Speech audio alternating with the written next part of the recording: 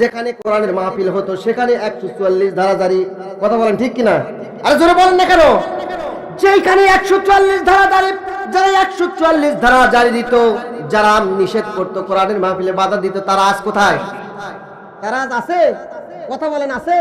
অথচ আমরা নির্দ্বিধায় কোরআনের কথাগুলো বলে যাচ্ছি। কথা বলেন, তারাই আজ নাই, তারাই আজ আমাদের মাঝে নাই। ওই জন্য তাই বলি, আইন মন্ত্রী আটকে গেছে আইনেরই ফাঁকে, দাড়ি সারা দরবেশের ভণ্ড ভণ্ড লাগে। কথা বলেন, আইন মন্ত্রী আটকে গেছে আইনেরই ফাঁকে, দাড়ি সারা দরবেশের ভণ্ড ভণ্ড লাগে। শুনছি কত নেতা নেত্রী খাইতেছে ভাই ডান্ডা, বিচারপতি কালামানিকের ফাটিয়েছে আন্ডা। কথা বলেন, পলকের ঝলক গেল, পলকের ঝলক গেল থামিয়ে নেটের চাকা, ওদের সারা দেশটা এখনো লাগে ফাঁকা ফাঁকা। কথা বলেন, ওদের সারা দেশটা এখনো লাগে ফাঁকা ফাঁকা। কই গেল সেই সংসদেতে মমতাজের গান, কোথায় গেল হযরত বলা শামীম ওসমান? আইরে শামীম ওসমানের কথা খেলা হবে, জামাত শিবির বিএনপি নিয়ে আসো, একসাথে 24 তারিখে খেলা হবে। কথা বলেন ঠিক কিনা?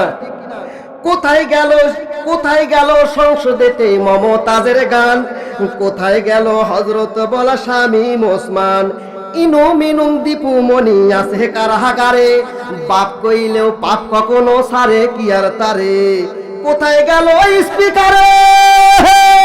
কথা বলেন, কোথায় গেল স্পিকারের দৃষ্টি আঁকা বাঁকা, ওদের সারা দেশটা এখনো লাগে ফাঁকা ফাঁকা, ওদের সারা দেশটা এখনো লাগে ফাঁকা ফাঁকা। কোথায় গেল আরাফাত আর ব্যারিস্টার সুমন? কথা বলার সময় তারা করে নিয়োজন। কথা বলেন ঠিক আছে না? ওরা কথা বলার সময় কোনো ওজন করে নাই। কাকে লাগলো, কোন হুজুরকে লাগলো, কোথায় গিয়ে লাগলো, কোনো ওজন করে নাই। কোথায় গেল আরাফাত আর ব্যারিস্টার সুমন?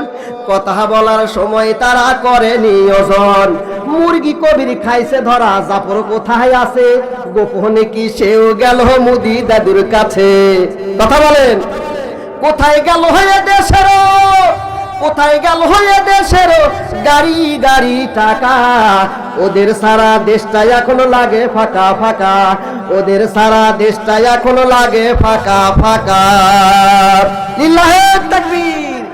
এই ভাইরা, ওদের সারা দেশটা এখন ফাঁকা ফাঁকা লাগে। ওদেরকে না পাইলে তো আমাদের কলিজা ঠান্ডা হয় না, শান্তি হয় না। আমরা যখন নামাজ পড়ি, নামাজের ভিতরে আমরা বলি ইহদিনাস সিরাতাল মুস্তাকিম। কথা বলেন ঠিক কিনা? আমরা চাই সিরাতাল মুস্তাকিম, সরল সঠিক পথ, আর ওরা আমাদেরকে সরল সঠিক পথের কথা বলতে বাধা দেয়। কথা বলেন, কথা বলতে বাধা দেয়, হক কথাগুলি বলতে দেয় না, আমাদের গলা চেপে ধরে আমাদের উপরে 144 ধারা জারি দেয়। প্রিয় বন্ধুরা আমার, বিশ্বের বুকে যার কোরআনের কথা, যার মুখের কথা সবাই শুনতো, পশুরাকে পাখিরা পর্যন্ত শুনতো, সেই আল্লামা দেলোয়ার হোসেন সাঈদীকে তারা 13টি বছর জেলখানার ভেতরে রেখে বের করে তাকে ইনজেকশন পুশ করে তাকে শহীদ করে দেওয়া হয়েছে। কথা বলেন ঠিক কিনা? প্রিয় বন্ধুরা, আমরা ভুলে যাই নাই।